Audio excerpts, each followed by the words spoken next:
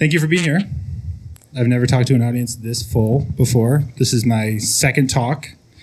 I skipped the first slide. I didn't bring a keyboard for my Pi, but the first slide was who am I? So I'm an educator right now. I'm an artist and a farmer. Those are the three things. When I was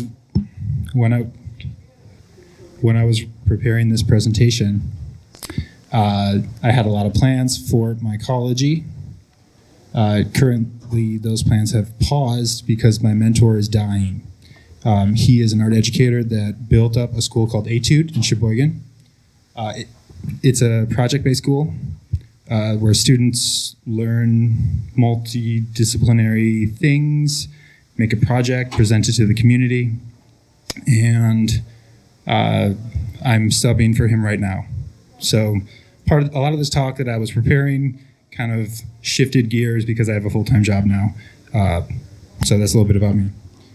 So I'm here to talk about mycology and specifically lion's mane today. This is what I'm going to address in my talk. Can you hear me okay? Yeah? Okay. How many of you in the audience have any experience with mycology cultivation? Okay, a little bit. That's good. How many people are terrified of mushrooms and think they're disgusting? Okay. Next slide. I learned about mycology from YouTube. I am not formally trained in this, but I watched a lot of videos, and I explored a lot of the forums on the internet. This guy is fun. Does anyone recognize this guy? One person? That's it? Okay, you should. This is Paul Stamets. He is the founder of, he bought Fungi.com back in the 90s. He still owns it.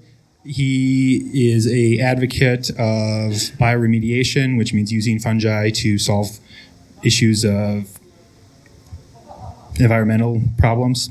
And he sells a lot of supplements online. Does anyone know who Joe Rogan is? Okay. Joe Rogan has an awesome episode with Paul Stamets. The number's right there. Pull out your phones, take a picture of that, or write it down. He can elucidate a lot better than I can about mushrooms because it's his career. And Joe Rogan is very entertaining for the one person that rose his hand, knows. Maybe other people know. Oh, yeah. Also, Paul Stamets loves his mom and has arguments or stories about how he healed his mother's cancer, breast cancer, with medicinal mushrooms. Also in the corner, does anyone recognize that face? The actual Paul Stamets, thank you. So Paul Stamets was so cool that the latest series of Star Trek is based on his ideas. So if you've seen the latest Star Trek, it was based on him. So the source material is pretty interesting. This guy, his name is Peter McCoy. He did a good job of rebranding, reskinning mycology. He's young. He looks like me somewhat. He made mycology more interesting to me. And he was a better teacher as far as like the fundamentals and posting them on YouTube to me. He wrote a book. It's called Radical Mycology. It was a Kickstarter that I really liked. Time checker. How much time do I have left? I was told 25. Okay, cool. So he wrote this Kickstarter, or he started a Kickstarter with a video of how he grew mushrooms, oyster mushrooms, and taught them to degrade cigarette butts, which was, I thought, really cool. And he wrote like a encyclopedia, a Bible, basically, of mycology. But he didn't really include a lot of the tricks of how to actually do cultivation. I learned the hard way. So he had a zine called the Radical Mycology Project. Started with a fellow student that was in the college that he graduated from, which was Evergreen State College. Also a somewhat project-based college. Here are some alum of Evergreen State College. If anyone recognized Chocolate Rain, yes. Also, Simpsons guy. Yeah. Okay, so the mushroom life cycle is a fascinating process. On the left, you see a spore print. You can start from spore. You can also clone living tissue. This is a traditional way of doing it. You see a pressure cooker in the corner. I don't know why that yellow circle is there. It was a good slide. They are cultured in mason jars. So it starts from a living tissue on a petri dish that moves into sterilized grains. And then there's multiple ways to grow them. Okay, so the forums. The forum on the left is shroomery, and the forum on the right is Mycotopia. I put this slide up to represent two arguments within the discipline of DIY mycology. The left slide was created by early 90s Web 2.0. People figured out tricks and tools and shared them. And they have certain methodologies of how to do sterile transfers, how to get these mushrooms to fruit, how to make that happen. The one on the right, Mycotopia, was also a product of that time period. And generally it's illicit mushroom growing, but that field generated a lot of tools for myself and other people to understand how to do it at home on a budget. Okay, so methodologies and practices that I have noticed and observed being important to the two different forums. This one is shroomery. Shroomery prefers the method in glove boxes or HEPA filters. So mushroom cultivation is relatively a young science. It goes back to the 70s, and traditionally how it's done is really expensive medical equipment, labs. You put a full suit on, put on booties, walk into a sterile environment with the idea of sterile lab transfers. Any kind of dust or anything else that opens up that can contaminate a dish will. Where's my mouse? This is a HEPA filter. This is a glove box, a sterile environment you can work in. This is a still air box. The idea of airflows, drafts during open transfers can be reduced.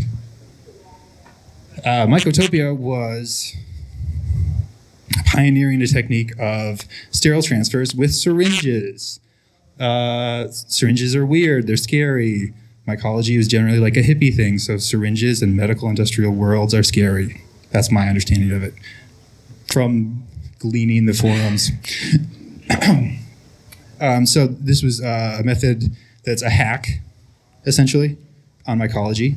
It requires RTV silicone. Has anyone worked with RTV silicone before? Okay. So RTV is room temperature vulcanizing silicone. How am I doing on time? 10 minutes. Okay, good. So room temperature silicone creates a self-healing injection port. So now you can go on eBay, buy living tissue cultures like you would a bread or a sourdough or a beer, and flame sterilize a tiny needle and make a sterile transfer. There's really good videos about this that I don't have time to explain.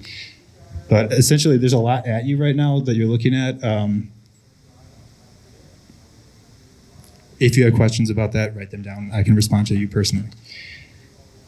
So what happens, the goal in a sterile transfer is this weird-looking spiderwebby colonization of a substrate.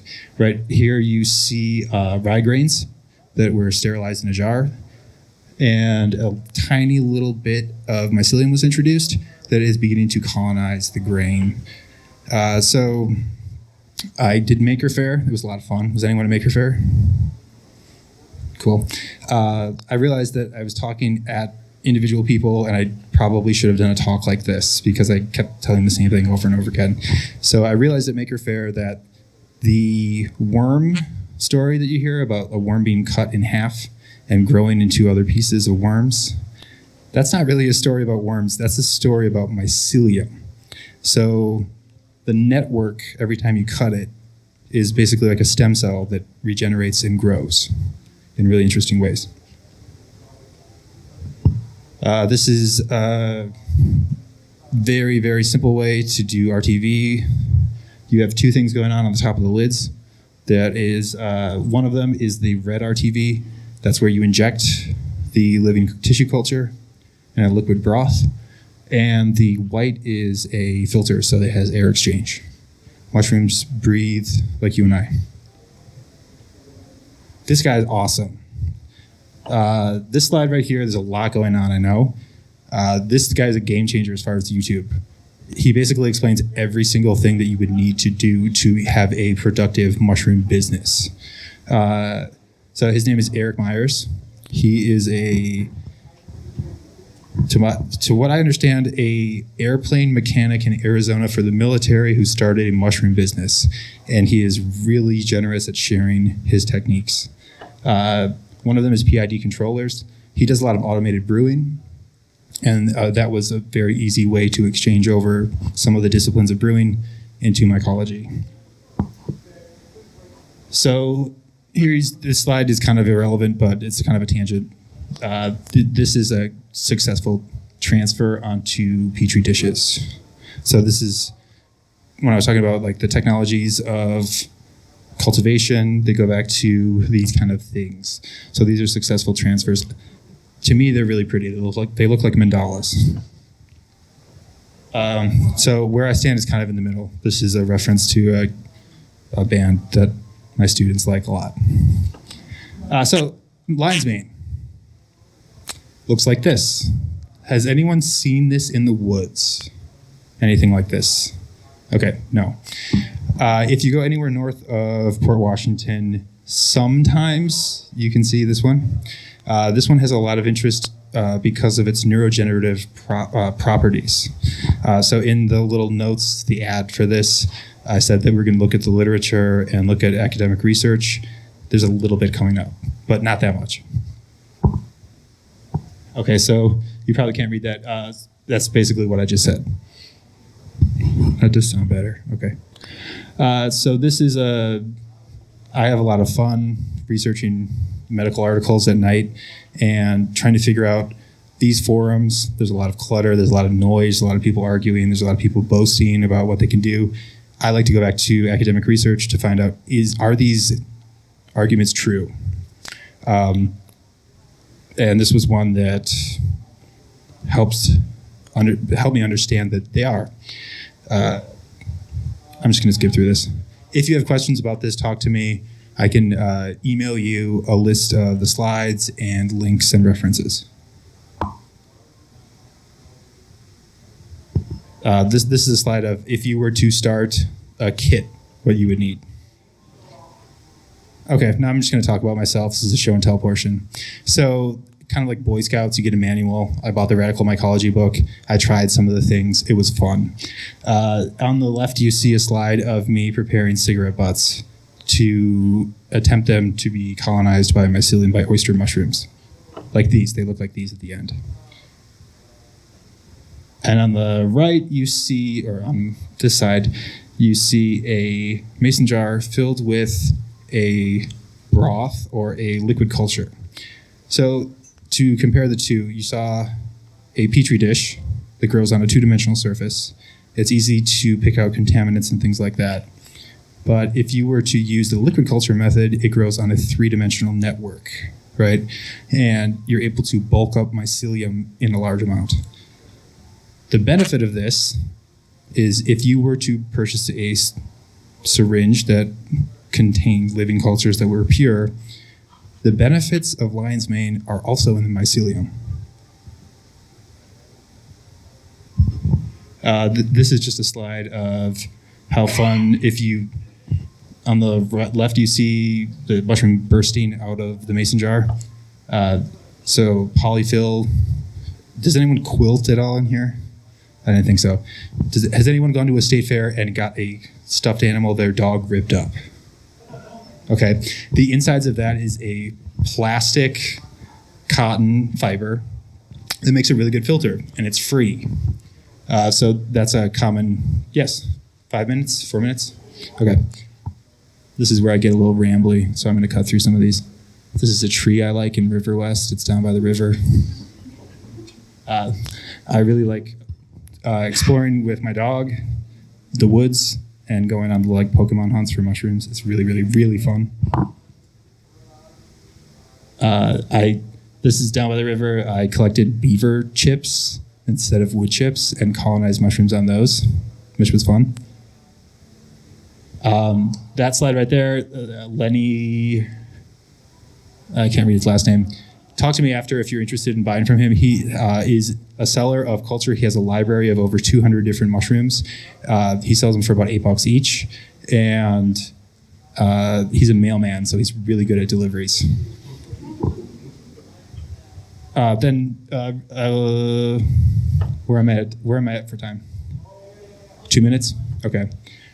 I'll cut this short. Basically, this was me at the next stage of the grain colonization. I've added the colonized grains to a substrate. I scaffolded basically a mushroom culture on a petri dish, a contaminated petri dish, cigarette butts, and then I ripped off all the paper of cigarette butts, and then it colonized the cigarette butts, and then I used the culture that learned how to create enzymes to digest cigarette butts and saved cigarette butts, and then made a art installation with it. Let's see. Okay, so lion's mane was the focus of this talk that I added to it because it's really fun. It grows in a liquid culture. I don't know any other mushroom that does this.